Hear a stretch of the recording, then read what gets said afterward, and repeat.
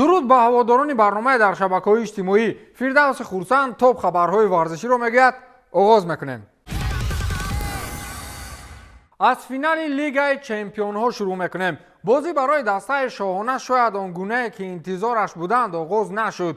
шумо фикр кардед ки Боруссия ҳамту ба финал баромада буд. дар аввалин дақиқаҳо қариб дастаи олмонӣ гол мезад ва то ба гол ҳамагӣ чанд сантиметр боқӣ монда буд. Адеми, Юлиан Брандт, Джейдон Санчо ва дигар зардпӯшҳои Эдин Терзич хеле арзанда муқобили Реал истодагарӣ карданд ва чандин фурсатҳои хатарнокро дар назди дарвозаи Реал созмон доданд. Реал воқеан аз рӯи таҷриба нагузошт ки олмониҳо фурсатҳои худро ба хубӣ истифода баранд.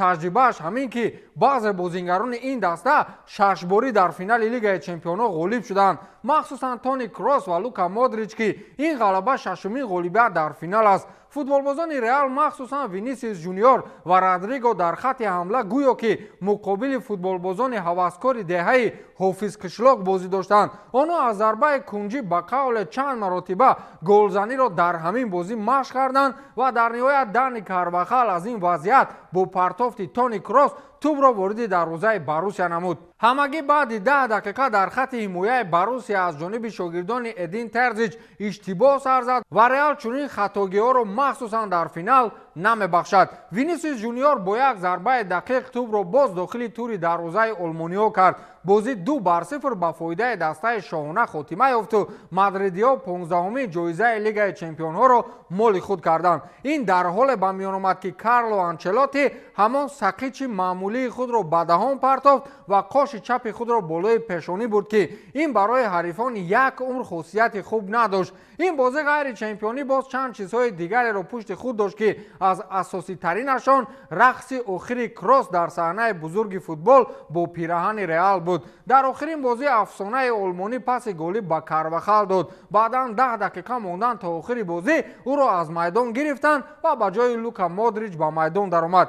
ҳини баромадан аз майдон гирди чашмони Крос ашк ҳалқа зад ва ӯ бо тамоми нерӯ ҷониби мухлисони Реал барои охирин бор даст бардошту шодӣ кард. чӣ гуна ки гуфтаи муаллифи голи дуюм Винисиус Жуниор буд. акнун бразилӣ баъди марги исми Роналдо ва Месси дар дунёи футболи Аврупо номзади асосии ҷоизаи тӯби тиллоии Франс футбол аст. ӯ дар ин мавсим дар 39 бозии иштирок кардааш бо пираҳани Реал 24 гол ва 9 партофти голӣ анҷом додааст. барои ҳамин дар вақти истиқболи чемпионӣ мухлисони Реал бо як садо мегуфтанд ки тӯби тиллоиро ба Винисиус бидиҳед. дар ин баробар интригаи дигари ин бозӣ рӯбарӯшавии ду футболбозе буд ки охирин бозиҳои худро паси сар мекарданд. Марко Ройси Дастон ва Тони Кросе ки дар мавридаш болотар гуфтем. натиҷаи ин бозӣ барои яке хушбахтӣ ва барои дигаре фоҷиа буд. баъди бозӣ қиёфаи Ҷуд Беллингемро ки тамошо кард ба назарам то хона рафтан гирья карда буд. чемпиониро дид талхааш кафид. ана барои чӣ одамон ба мавоши кам розӣ шуда ба Реал мегузаранд.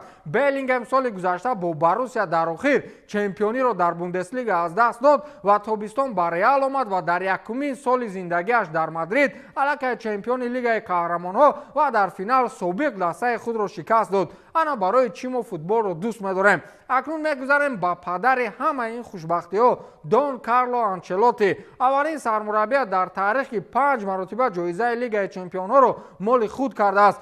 яъне ҳамаи онҳо дар 10 сол дар якҷоягӣ ба чени Реал ҷоиза нагирифтанд. баъдан итолиёвӣ бо шогирдон ҳамон рақси ба қавле фирмении худро иҷро кард. дар бозӣ ба сифати тамошобин собиқ сармураббии Боруссия Юрген Клоп ва собиқ сармураббии Реал Жозе Маурино низ иштирок доштанд. тасаввур кунед, Маурино мухлиси ашаддӣ доштааст ва ин модари Ҷуд Беллингем аст. футболбози англис баъдан назди ӯ рафт ва хоҳиш кард ки бо модараш акс бигиранд. ӯ мухлиси ашаддии шумо аст, гуфтааст Беллингем.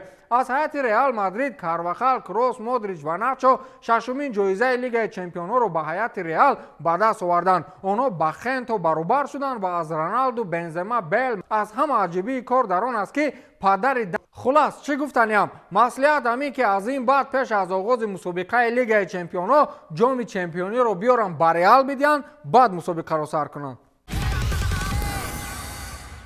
دویمین رویداد مهم در فضای ورزش این مرحله رقابت‌های UFC 302 بود که مخلصان MMA به صبرانه انتظار بودند. اینتریگ همین بود که اسلام مخاچف با بهترین ضربه‌زن MMA داستین پوریه رقابت میکرد و در کنج 8 کنجه به او داغستانی حبیب نورمگامدوف کمک میرسانید. این رقابت طبق پیشگویی‌ها با فایده اسلام باید به پایان میرسید.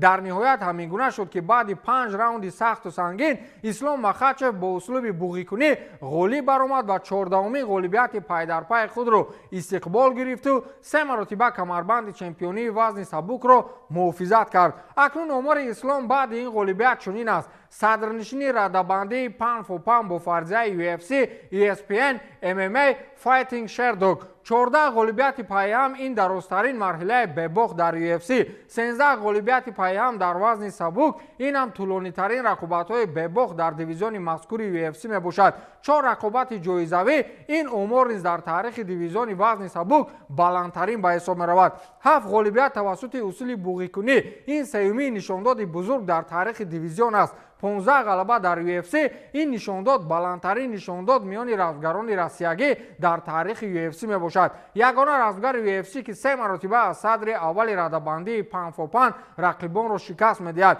یگانه رزمگر بعد اندرسون سیلوا که در 16 رقابت اولش به صفت فاوریت اساسی با اکتاگون میبراید. خلاص از روی همه نشاندادها فعلا اسلام مخاچف بهترین رزمگر UFC به حساب میرود. حریف او داستین پوریه نیز یکی از بهترین رزمگران وزن سبک UFC است که با قول در این نبرد داغستانی را به تنگ آورد. بعدا هر دوی رزمگران بعد رقابت یکجا عکس گرفتند و نشان دادند که دوستی همان و پابرجاست و برد و باخت نمیتواند به آن خلل رساند. چیز دیگری که مخلصان MMA با آن دقت کردند این برگشت حبیب نورمگامدوف بعد 1.5 سال با معرکه‌های UFC است که مخلصان خیلی پژمرده شده بودند. او با مهمان فخری دیگر این چهاربینی دونالد ترامپ سابق پرزیدنت ایالات متحده آمریکا واخوری سریراهی داشت که با اطلاع اینسایدران داغستانی با ترامپ مسائل سیاسی مخصوصا جنجال میان اسرائیل و فلسطین را چند لحظه محاکمه کردند. خلاص آن چیزی را که انتظارش بودیم روی داد. اسلام مخاچف چمپیون باقی ماند. مقصد این را مثل ریال گفتن ممکن است پیش از رقابت برآمدن کمربند چمپیونی را بیارند، اول با اسلام دیان بعد جنگ را سر کنند. بین هم میگیرد آخر.